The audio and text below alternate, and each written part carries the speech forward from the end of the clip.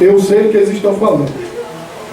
Eu queria não saber do que estão falando os desesperançados, quando estão falando que não tem jeito. Eu queria não saber do que estão falando os desiludidos, quando estão falando que a verdade dói. Eu queria não saber do que estão falando os famintos, quando estão falando do preço do feijão. Eu queria não saber, mas acontece que eu sei. Eu sei do que estão falando os solitários, os miseráveis, os deprimidos, os sem futuro, os fracos e os estúpidos. Eu sei do que estão falando os beberrões, os perdidos, os combalidos, os desprezados, os malucos e os idiotas. Eu sei do que estão falando quando eles estão falando dos seus males, suas dores, amarguras e arrependimentos.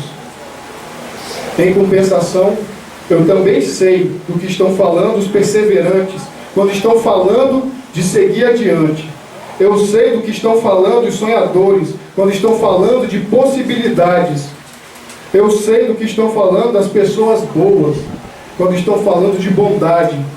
Eu sei do que estão falando aqueles que acham que vale a pena, quando o assunto é a vida.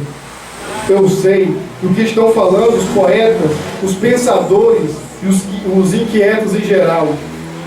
Então, beleza. Obrigado.